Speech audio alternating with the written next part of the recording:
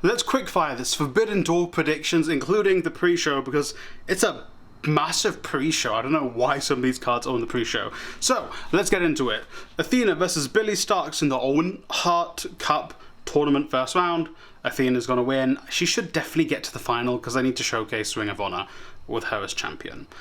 United Empire, Jeff Cobb, Kyle Fletcher and TJP versus LIJ, Shingo Takagi, Bushi and Hiromu Takahashi. Why is this not on the main card? Look at those names in this. I guess it's more or less an all New Japan card, more or less. I actually don't know. I've not been keeping up with New Japan, so I'm just going to say United Empire, because Jeff Cobb, you know, he's pretty big over there. Stu Grayson versus El Fantasmo. I always side with LP, because the Mogul Embassy, Swerve, Strickland, Toa Leona, and Bishop Kroon with Prince Nana versus Roppongi Vice and El Desperado.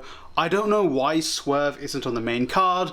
I don't know why Swerve isn't involved in a match with Keith Lee, because they've been on and off for the past year and a half. It's one of the many things wrong with AEW's booking at the moment. I'll say Mogul Assembly win. I love Roppongi Vice, but we'll go with Mogul Assembly. Now onto the main card.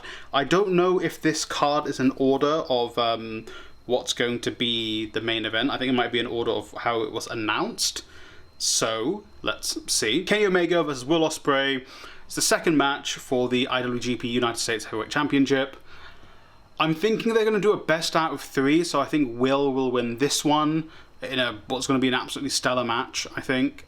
You know, say what you will about Ospreay, he's a bit of a guy, but it'll be a stellar match. Ospreay will win, they'll have a third match. Maybe in the UK, maybe at the pay-per-view after the show in the UK, which I'm going to the UK one, at Wembley. Then you've got Bryan Danielson versus the Rainmaker Okada. This is going to be a fantastic match. Honestly, I think it's going to go to a 30-minute draw. I think no one wins this match, and that's the way you do it, and then you have the blow-off at Wrestle Kingdom. Maybe, it depends if Okada's involved in the world title scene, obviously by then, because he's Okada. If he's not in the world title scene, or if he is world champion and Bryan maybe challenges for it, this should go to a 30-minute draw. If it doesn't, I'll be highly disappointed.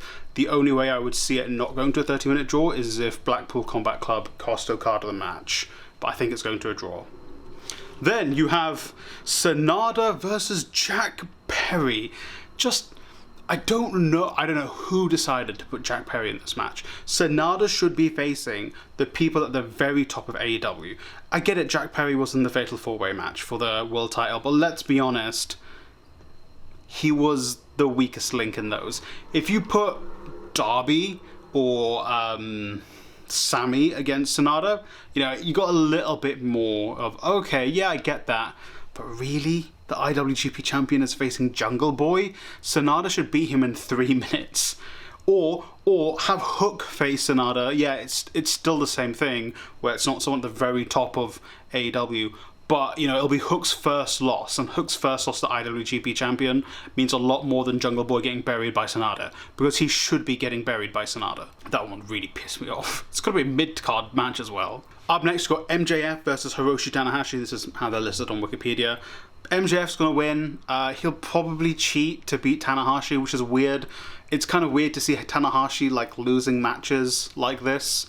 I guess he is getting slightly older, so he's deciding to put over young talent, but still, it is Tanahashi. The only thing I can think of is MJF no-shows and Tanahashi faces someone else, but you need to defend the world title on the card. It's just like, really?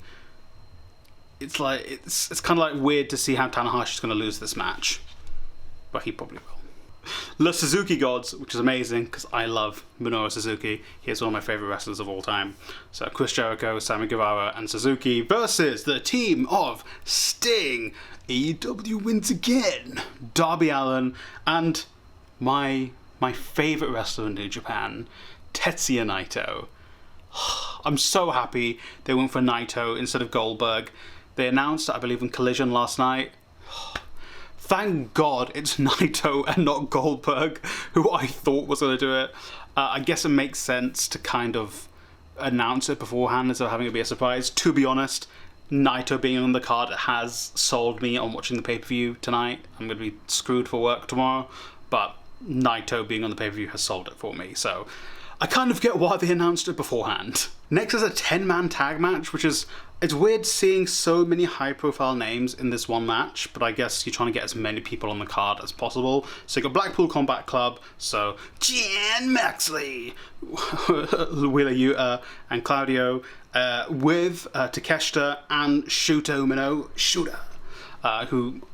he had a great match against Will Ospreay in the UK last year with Red Shoes as the referee. It was really good storytelling.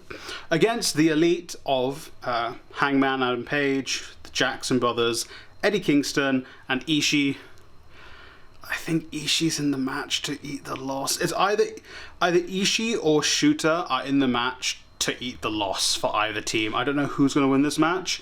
I'm going to go with Blackpool Combat Club just because it's a slightly better story, and Ishii's going to eat the pin. I forgot to say who's going to win the Sex Gods match. Team of Sting is going to win, and it's going to cause some division versus Jericho and Guevara, and it'll probably lead to Jericho versus Sting at some point in the future. CM Punk versus Kojima in the Owen Hart tournament. This is the most obvious one. Punk's gonna win. Like, I love Kojima. He is a legend, but like, you're putting CM Punk up against like an old man Kojima. I know like Punk and Kenta would have been a better match, but I think Kenta should win that match. But you know, CM Punk is never gonna lose his first match back. Well, his first singles match back, I believe it is. So you can't put him in the ring with Kenta because Kenta should be burying him. So yeah, he's gonna beat Kojima. And if this goes on last, it's going to be a piss take. This should not go on last. But I know Tony has a thing for CM Punk. Up next, the Fatal 4-Way match, which I think could steal the show. It's between this and the Omega and Ospreay match. It's probably the Omega Ospreay match. But I'm thinking this is going to be the second best match. Maybe third. Depends. We'll see. You've got Orange Cassidy as champion against Zack Sabre Jr., Shibata, and Daniel Garcia. I don't want to say it, but I think Garcia's been added to the match to eat the pin, or he'll pick up the title off Orange Cassidy. That will be the two things. Zack Sabre Jr. and Shibata will probably take each other out, and then it's between Cassidy and Daniel Garcia who's going to win. It depends how they want to tell. I know the Orange Cassidy story is he's so tired that he's eventually going to lose the match, but I don't know if he's going to lose it in a Fatal 4-Way. If this was a singles match, I'd say Garcia would win, but I'm going to stick to Garcia, but it's an either or, I think, in my opinion. Then we have Toni Storm versus Willow Nightingale, AEW Women's Championship match, AEW Women's Champion versus New Japan Strong Champion. But I'm sure there will be weirdos who are going to complain about this match because, the women are stealing stuff from the men. There could have been more New Japan men on the card. Like, no. Willow is the New Japan champion. Yes, she's in AEW. Willow wasn't technically supposed to be the champion. That was supposed to be Mercedes Moné, Sasha Banks, but she got injured in the match. And yes, Toni and Willow have been fighting a lot recently anyway. It's kind of just the way the cards have fallen. There's no Stardom wrestlers, but Stardom have their own show on, and Stardom is still technically a separate promotion to New Japan. So I think Tony's going to win it. It'll probably be a lot of shenanigans because New Japan do need to protect their women's champion. It's just if they knew this match was going to happen since Willow won the title, they shouldn't have had Willow be in so much contact with Toni and her mates leading up to this. It's just a bit weird. And I'm glad they're not doing it for all the titles, but it's still like... It's again one of those things where there's not too much forward planning on a lot of AEW shows, which I think is one of the things they're lacking. It's something WWE lacked for ages, which are slowly starting to get back. Forward planning would help a lot. And finally, the last match announced is Adam Cole versus Filthy Tom Lawler.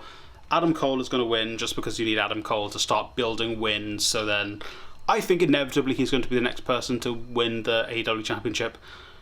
Unless Tony gets another hard one for CM Punk and then decides to book Punk as champion. But it should be Adam Cole taking that belt off MJF sometime in the future. But yeah, thanks for watching. Those are my predictions for the AEW New Japan Forbidden Door. What do you think? Let me know in the comments down below. And hey, if you're going to watch it, I'll be live tweeting it on my Twitter, it's going to be somewhere on the screen. And I hope you enjoy the show tonight.